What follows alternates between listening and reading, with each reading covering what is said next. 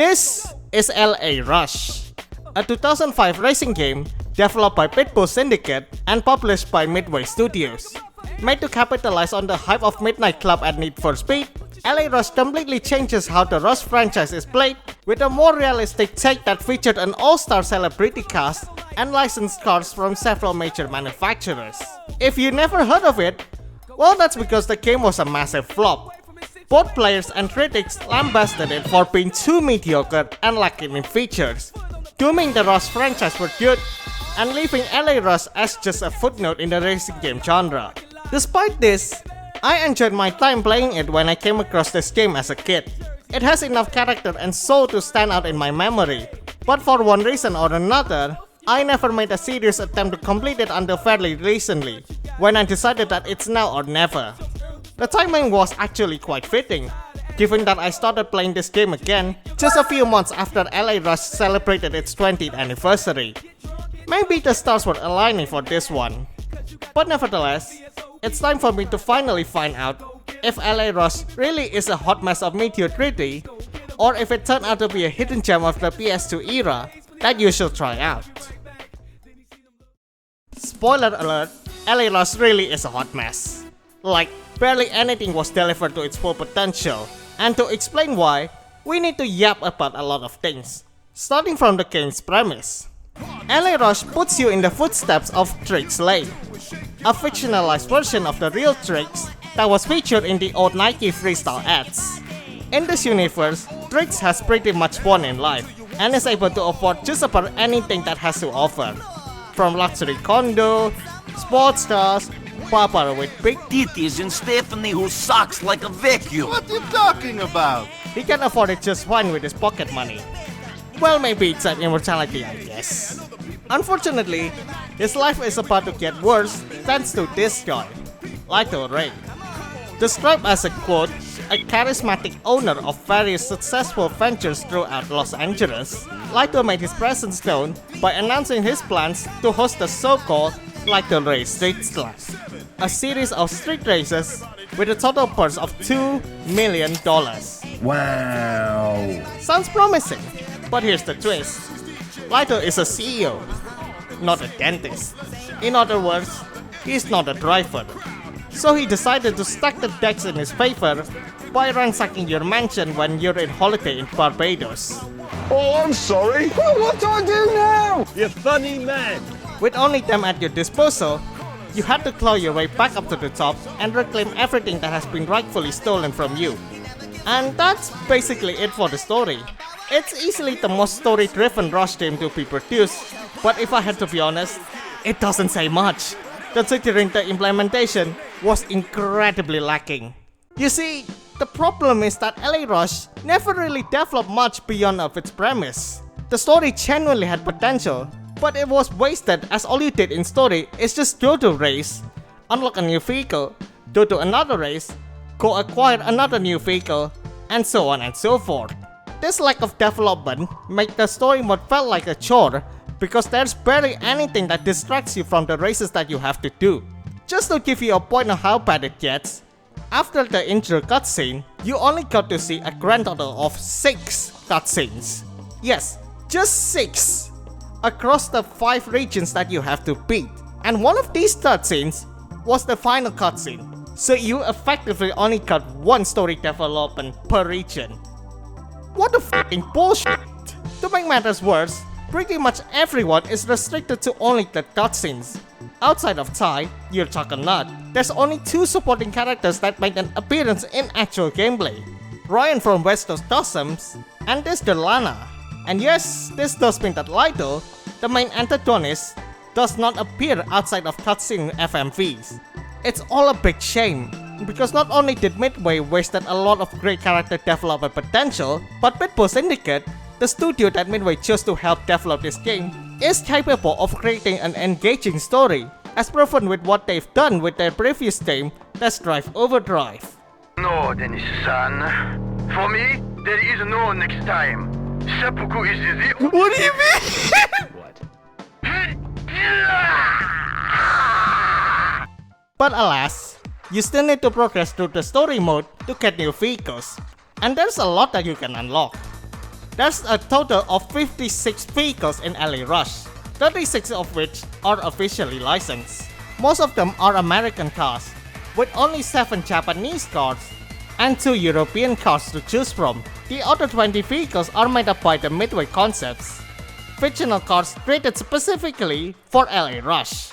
Most cars are unlocked simply by completing the story missions, but 17 of them are locked behind the stunt tokens, with 5 given to you as rewards for winning knockout races. Accessing these knockout races requires you to bring a tuned vehicle, and this, unfortunately, brings us to the weakest aspect of LA Rush's car roster, the customization, or rather, a lack thereof.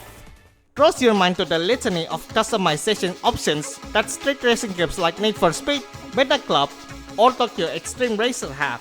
The customization options added so much to these games, and you'd imagine Midway would consider this as one element that they should nail for LA Rush.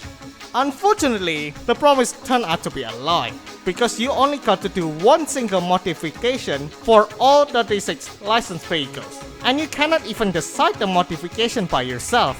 West Coast Customs picked out all the parts, and in true West Coast fashion, their taste was crap.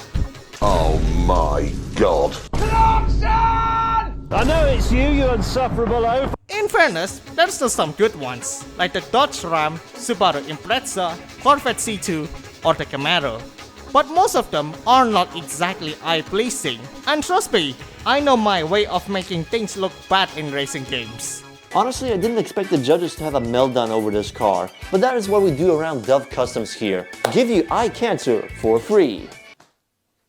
Speaking of crap taste, take a look at this Midway concept car. Or this. Or this. Who thought this was good looking? Like seriously, what kind of Zaza that Midway and West Coast Custom smoked when they developed these machines? Anyways, each vehicle carries their own set of ratings, presented on a scale of 1 to 5 in speed, handling, and acceleration. To the surprise of no one, they aren't exactly that accurate. I highly recommended you to bring the cars out for a test drive first so that you can learn its strengths and weaknesses. Give it a go in races or just let it rip in the streets of LA, whichever you desire. That being said, the vehicles have one good saving grace: the damage model. Repeated impacts will slowly turn your shiny cars into beat-up toys, and if the impact is severe enough, you'd be treated with the slow motion effect to highlight the crash that you just had, complete with explosions. Honestly, credit where it's due, because getting permission from the manufacturers to damage their vehicles is not an easy thing. We've seen so many big-name racing games that have failed to even have a damage model implemented in the first place, because the manufacturers do not like seeing their cars damaged even in a virtual environment. So the fact that Midway was able to persuade them to have a rather realistic damage model is something that's worthy of an applause. I mean, sure, the damage model is not on BeamNG or flat-out levels, but can you imagine if more racing games with licensed cars have damage models close to what LA Rush was able to achieve? That is a reality that I wanted to see. Now it's time to talk about the events, which are split into 4 main categories: circuit races, sprints, missions, and lowrider events. The circuit and sprint races made up the bulk of it, with a total of 52 meetings scattered across Los Angeles. Naturally, these courses vary in length and difficulty, ranging from a simple lap down your local neighborhood to a high-speed blast through the highway system. All tracks had Midnight Club style checkpoints, but unlike Midnight Club, it only tells you where the next checkpoint is. Emphasis on the next, because the game doesn't tell you where the checkpoint after it is located, which is an incredibly dumb game design choice. You idiot! You stupid, long-haired idiot! LA Rush also tried to make things different by adding entry fees, and as the name implies, you cannot enter an event if you don't have the money to pay for it. This sounds fine if it wasn't for 2 major flaws. For one, LA Rush only reimburses your entry fee if you finish third, and to make a profit, you must finish in either first or second, which becomes one hell of a challenge to do, because not only do you have to handle the game's rubbish checkpoint system, you also have to keep tabs of your opponent's extreme rubber band. They will always follow you, even on normal difficulty, and one single crash is often what it takes to put you from first to third or worse. But oh well, if I didn't finish in the top 2, I can just simply restart the race to get on the cam that counts, right? No, because the restart feature is locked to the quick race mode. Yes, that means you cannot restart at all in story mode. To actually retry a race in story mode, you have to quit the current race, manually enter it again, and as an added insult to injury, you still have to pay for the entry fee again. Seriously, it's that bad. It makes me glad that I played LA Rush on an emulator, because if things didn't go to plan at all, I can just simply do this. Thankfully, you only need to finish third to pass the story mode events, but doing the bare minimum is not going to lead you any further if you plan to fully complete LA Rush. That's because the economy system in this game is, to put it quite simply, fuck. As written in 042G's guide over at Game FAQs, the entry fees cut out so much of your money that there's simply not enough cash lying around if you manage to win off the events in your first attempt. $2 million purse my ass. You might think that, oh, I can just get all that money easily from replaying the high-paying events.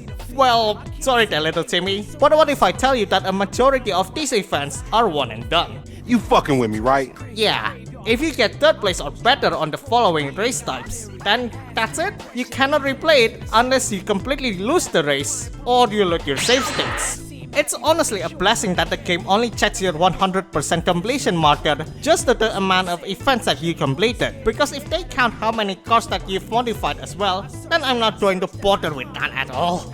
And as if this is not enough, races will also subject you to one of LA Rush's signature features, heavy traffic.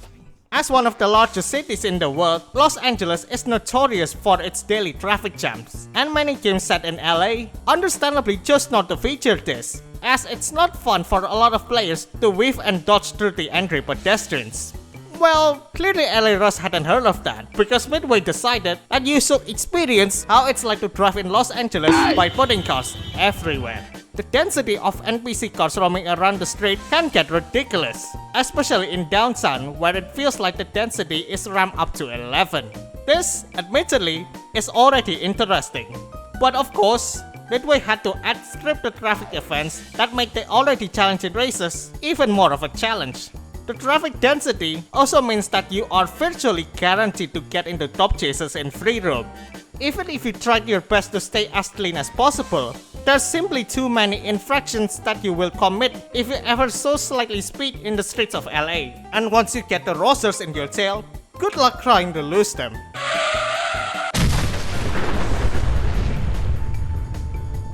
Everything's great. Fortunately, LA Rush implements all test drive mechanics by only giving you a monetary fine if you do get busted. But make sure your ears are prepared to hear sirens and cops' PA messages blaring on any given moment. If I'm honest, I can appreciate Midway for giving players the chance to witness and experience the true LA driving experience, even if it gets cancerous at times. Oh, and if you're not masochistic enough, just wait until you put this code in.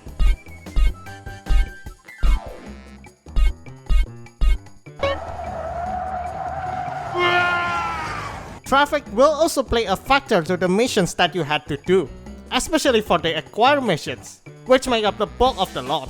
Acquire missions is your ticket to unlock new cars in LA Rush. Your goal here is simple: get your car back to your mansion while avoiding total destruction from Lightos goons and the cops. If you do make it back, then you have to pay the repairs for any damage that the car suffer. Keep this point in mind for later on. These missions started off simple and quick at first, but the later ones are absolute CBT, and there's a fair few reasons for that. For one, you always have to deliver them to Trix's mansion. The mansion is located here, down in Beverly Hills. For missions that started, say, here, then, well, you'll see the problem. And then there's these bastards. They are rubber banding terrorists who will relentlessly haunt you to no end. One single mistake is all it takes for them to pile up on you, and you cannot even take them out since they have infinite health and will just respawn if you ever got too far away from them. Now remind yourself that you have to pay for the damage that you suffered during each mission. Oh my god, bro. Oh, hell no, man. What the fuck, man? Yeah, thanks Midway. But that's not all. There's no fast travel in this game, and after completing an acquired mission, you have to drive back to the region where the existing races were held. If the races were held, say, here in South Bay, then get ready to do a long tedious drive over, and over. At least these missions are a great way to familiarize yourself with the new vehicles that you drove. But that's about the only positive that I can find. LA Rush also features 5 retribution missions, which all had the same premise. Ryan from West Coast calls Tricks to order him to destroy various properties owned by Lydell. The objectives vary, ranging from Burnout Paradise billboard runs to destroying a f***ing Ferris wheel. It's honestly a fun distraction, but there's only so much that you can do since there's only one retribution mission in each district. Oh, and the game also featured these lowrider events. It's a simple minigame that requires you to either get the highest recorded bounce or stand vertically before your opponent does it. The idea sounds neat until you realize that this mode is exclusive to Quick Race. And not only that, you need to find and beat these 2 stun tokens to even unlock them in the first place. Oh, for God's sake! Oh, brother. Like, honestly, putting these lowrider events as an interactive event in the overworld will help to liven up the environment because the free roam itself is rather bare. I mean, sure, you can explore areas like Hollywood, Santa Monica Beach, LAX, Long Beach, or even this square from downtown that's familiar for any GTA players. But when all you can do is to either race, get chased by the cops, do stun tokens, or modify your cars at Scam Coast, it's going to get off very quick. Speaking of stun tokens, Midway somehow managed to make this the most cancerous element in the game thanks to yet more faulty game design ideas. And in my case, a broken emulation that turns this event into Yakuza Kiwami 3. Like with the races, you were given no indication on where to go next. But a bigger issue with stun tokens is the incredibly strict timer. You'd be lucky if you have 20 seconds on your hand. That's how strict the timer is.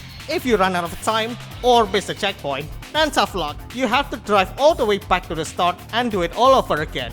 Once again, emulation comes to the rescue here because you can just do this if you fail to do it in your current attempt. Oh, and there's also no cheat codes to circumvent stun tokens either.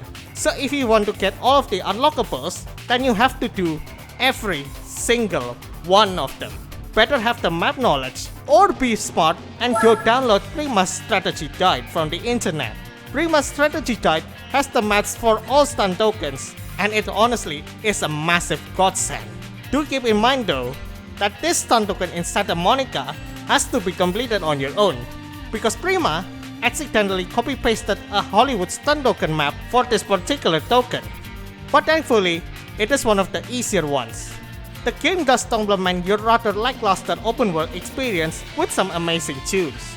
LA Rush has a good set of hip-hop, techno, and rock music that, unfortunately for us content creators, were licensed. But please give it a listen because the music actually slaps real hard, especially the hip-hop selections. Opinions may vary of course, but the hip-hop tracks has some of the catchiest tunes ever added to a racing game. From Young Lord's 50, 60, 75 to Sleepy Brown's Dooley Wop. Actually cinema. And that is all I can say about LA Rush. Now that I've fully beaten the game, I can honestly say that LA Rush is just not it at all. Terrible story writing, half-assed car mechanics, races that will lead you to the wrong direction, missions that will make you suffer, and collectibles that will tear your balls out. There's just nothing that Midway got it right in spite of the potential that it had, which is both sad and ridiculous. Maybe it's why Midway has been dead for 17 years by now. It goes without saying that LA Rush could have stood alongside Gran Turismo 4, Need for Speed Most Wanted, Midnight Club 3, the original Forza, and Mario Kart DS as one of the goated racing games to be released in the astonishingly stacked year of 2005. But alas, LA Rush failed to deliver and is left forgotten as one of the racing games of all time. But here's the thing, LA Rush is genuinely not terrible at its core. Sure, it had some seriously undercooked potential, but it's not like the game is unredeemably bad. The game works fine, there's a decent amount of variety, the handling might be a little bit jank, but it's not the end of the world, and it is an offline game, so you can just boot it up and play it at any time you want.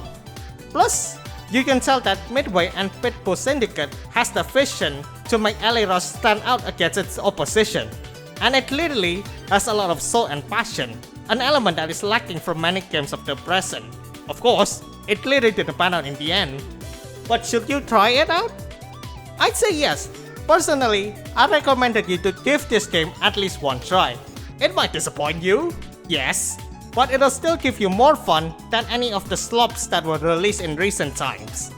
As for me, this is not going where I'll stop with LA Rush either. The masochistic side of me found some challenging ideas that are worth exploring.